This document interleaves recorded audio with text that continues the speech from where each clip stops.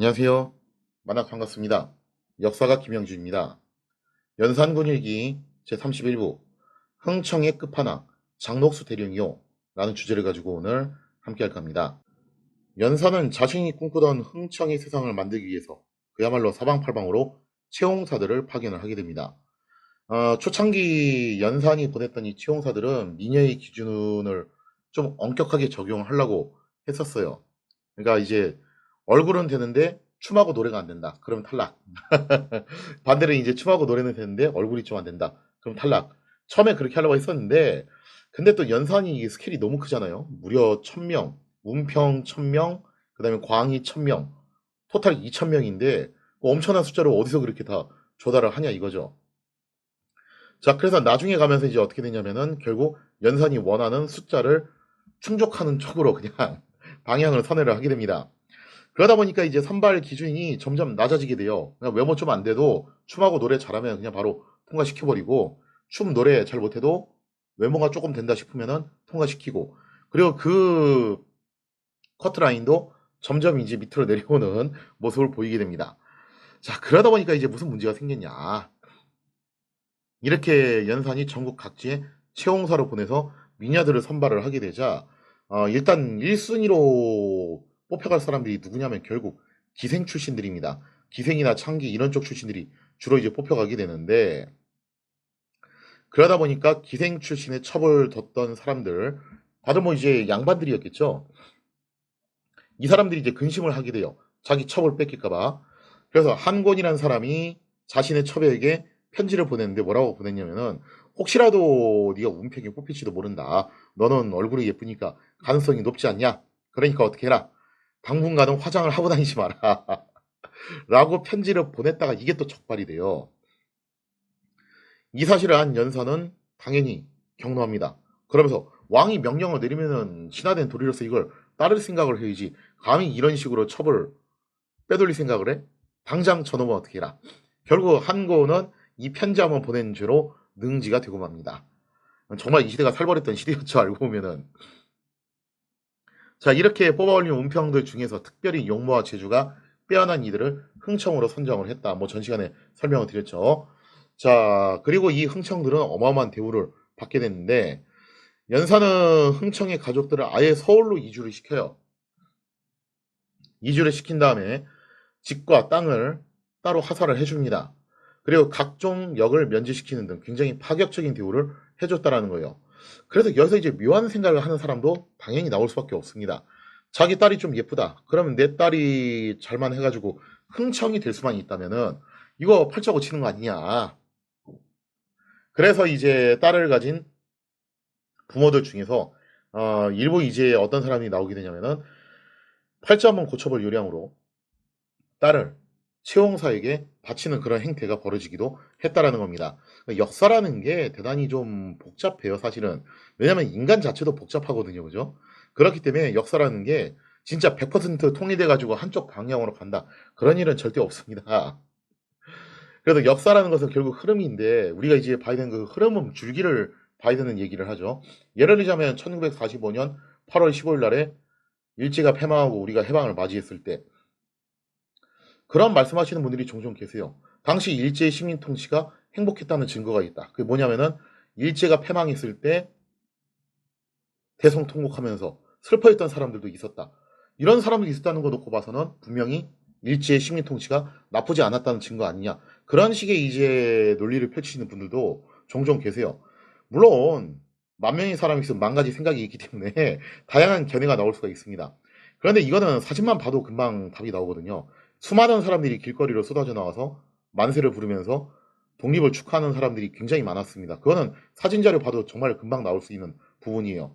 그런데 당시 이제 우리나라 국민 2천만 명이 다 동일한 생각을 할 수는 없겠죠. 그 중에는 진짜로 이제 일본에 아주 강력하게 부역을 해가지고 친일파라서 혹은 어떻게 보면 세뇌가 잘 된 거죠. 북한 주민들도 좀 그런 면이 있잖아요, 그죠? 정말 세뇌가 잘 돼가지고 일본을 자신의 조국이라고 인식을 했던 사람이 있었을 수 있어요. 그렇기 때문에 이런저런 사람들도 나올 수도 있고 우리가 역사로 공부를 할 때 다양성을 파악하는 것도 중요하지만 전체적인 흐름이 어땠는가를 파악하는 것도 중요한데 요 사례도 그렇습니다. 그러니까 일부 부모들이 이제 자기 딸을 직접 그렇게 자발적으로 바치는 경우도 있었겠죠. 그러면은 이걸 가지고 잘못된 논리를 펼치면 이렇게 말할 수도 있어요. 봐라, 저 채용사라는 게 사실 무지막지한 게 아니다. 저렇게 합법적으로 다 하는 거고 걔 중에 이제 자발적으로 온 사람들이 있었던 걸로 봐서는 흥청이 되기를 다들 원했던 거 아니냐라는 그런 이제 논리를 펼칠 수도 있는데 이건 일부 사례고 아까 이제 한 권의 사례처럼 그거 숨기려다가 이제 벌 받은 사례도 엄청 많아요. 그게 이때 당시 사람들이 채용사도 떴다 하면은 어떻게 해서든 이제 자기 첩이나 혹은 뭐 이제 딸이나 와이프나 뭐 이런 것도 안 가리고서 이제 막 뽑아가는 경우도 있었기 때문에 그걸 숨기려는 행동들을 많이 했다라는 거죠.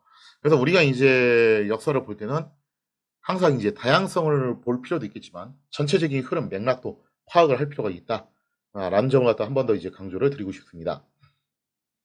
자, 그리고 중요한 거는 흥청이 된다고 해서 다 팔자가 펴지는 건 아니에요. 그 흥청 중에서도 진짜 팔자가 펴지는 것은 또 소수인데 뭐 항상 이제 그렇죠. 흥청이라는 집단도 알고 보면은 뭐 이제 숫자가 뭐 10명 이렇게 후궁들처럼 숫자가 정말 적은 것도 아니고 몇십 명은 될 텐데 그 몇십 명의 사람들이 다 왕의 총애를 받는 건 아닐 거 아니에요. 그죠? 후궁들도 10명 티오가 있으면 그 10명이 다 왕의 사랑을 받는 게 아닌데 왕의 후궁은 9명이죠. 정확하게는 티오가. 9명이 다 왕의 사랑을 받는 것도 아닌데 마찬가지예요. 이것도. 그래서 흥청 중에서도 왕의 사랑을 특별히 받는 흥청이 있고 그렇지 못한 흥청들이 있습니다. 그래서 왕의 사랑을 받는 흥청을 천과라고 하고 왕의 사랑을 그다지 받지 못하는 흥청들을 지과라고 합니다. 말 그대로 하늘과 땅의 차이죠. 따라서 천과가 되면 그야말로 하늘을 찌르는 위세를 부릴 수 있게 되고 지방 수령들조차도 그 가족에게 쩔쩔맬 정도로 정말 엄청난 권세를 누리게 됐다는 거예요. 그리고 익히 알려져 있다시피 그 천과 흥청 중에서 가장 큰 권세를 누리던 이가 바로 그 유명했던 장녹수입니다. 장녹수에 대한 얘기를 좀 해보자면은 장녹수가 놀랍게도 이름이에요. 그러니까 조선시대에 여성들 이름이 남겨지는 경우가 흔치가 않은데 왕비들도 이름이 잘 안 남겨지거든요. 그냥 인연왕후 민씨 뭐 이런 식으로 이제 성만 그렇게 남겨지는데 이런 점을 놓고 보면은 장녹수가 얼마나 엄청난지를 엿볼 수 있는 대목이죠. 장녹수는 부친이 양반이긴 했는데 한 현감 정도쯤 됐던 사람이에요. 근데 모친이 이제 천출입니다. 그래서 그 사이에서 태어났던 장녹수하고 장녹수의 언니 또한 천민으로 살게 됩니다. 장녹수의 언니도 사실은 이제 천민으로서의 삶을 살게 되고 장녹수도 이제 마찬가지였는데 아버지가 이제 그다지 인정을 안 했던 모양이에요. 만약에 혹시라도 아버지가 인정을 했으면은 또 어느 정도 좀 이제 먹고 사는데 지장은 없을 수 있는데 집안이 가난했다라고 해요. 그건 아버지가 그냥 낳기만 하고 사실상 모른 척하고 지냈다라는 거죠. 자, 그래서 시집을 여러 번 갔다라고 하는데 뭐잘 모르겠어요. 가난한 거하고 시집 여러 번 간 거하고 구체적으로 무슨 관련이 있는지. 근데 하여튼 뭐 이제 집안도 가난하고 뭐 결혼했는데 금방 좀 파혼 당하고 그랬던 것 같아요. 원체 이제 집안에 가진 게 없으니까. 그러다가 마지막으로 이제 결혼한 사람이 누구냐면은 제한대군 집안의 간호였습니다.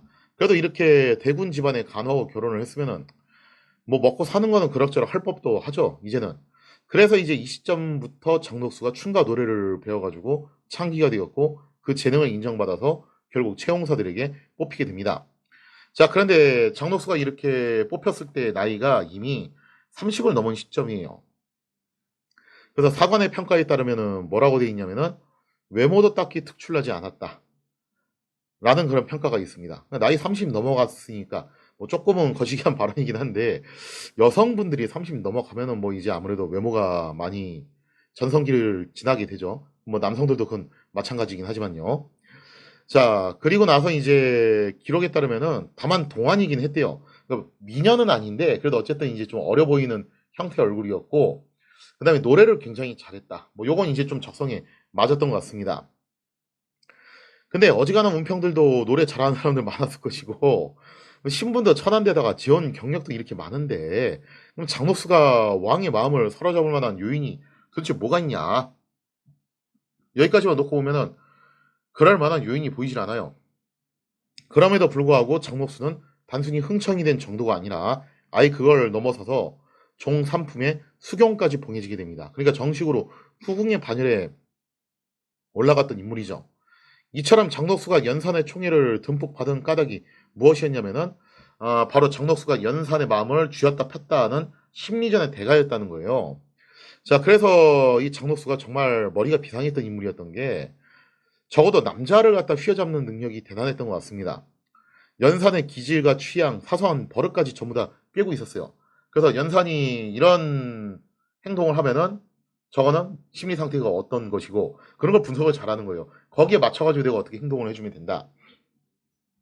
이것을 토대로 연산을 공략해 나갔는데 그래도 뭐 실록의 기록에 따르면 그렇더라고요. 때로는 연산을 어린아이 다루듯이 야 일로 와봐 자식이 누님이 부르면 빨딱 와야지 이런 식으로. 참고로 장녹수가 연상이었던 걸로 추정을 하고 있습니다.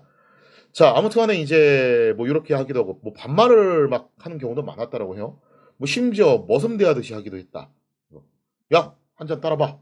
이런 식으로 그런 식으로 했다라고 하는데 와, 그럼 장녹수가 정말 연산 앞에서 어마어마하게 이제 무리한 행동들을 마구잡이를 했다는 건데 어쩐 일인지 능상을 지상 최대 척결과제로 삼았던 연산. 장녹수의 그런 행동을 처벌하기는커녕 오히려 즐겼다라고 해요.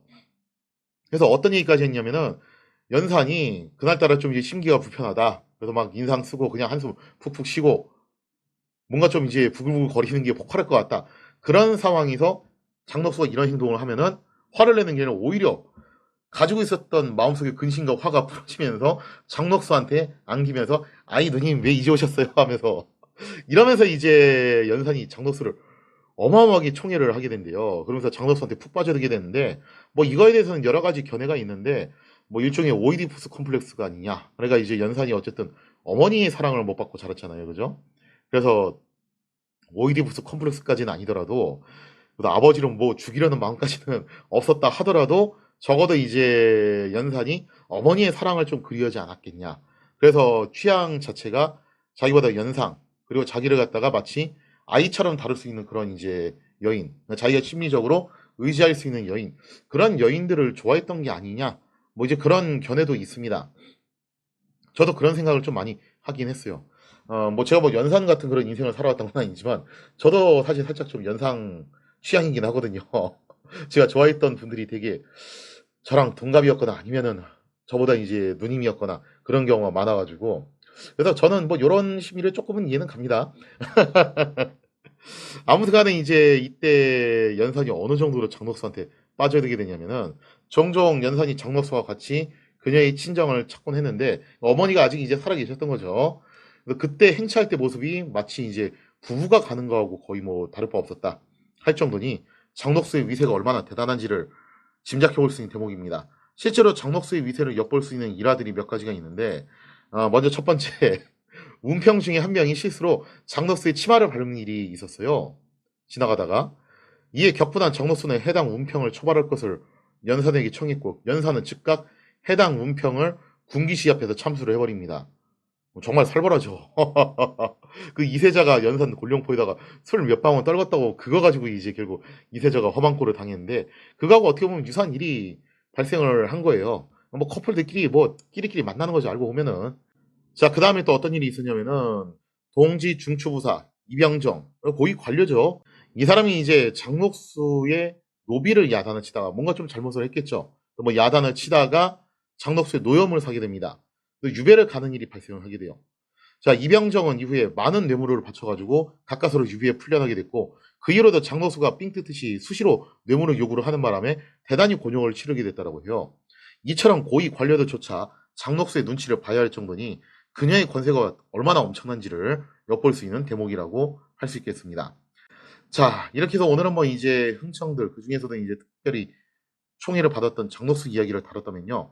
여자만 이렇게 이제 총애를 받은 사람이 있었냐? 그게 아니라 남자들 중에서도 이제 총애를 받은 왕의 남자들이 있었는데요. 네, 이준기 씨가 아니고 여기서 말하는 왕의 남자가 누구냐면은 바로 임숭재. 영화로도 이제 나왔죠. 간신. 왕위에 존재하는 군림하는 간신. 그 임숭재는 과연 어떤 인물인가? 거기에 대한 이야기는 다음 시간에 이어서 계속하도록 하겠습니다.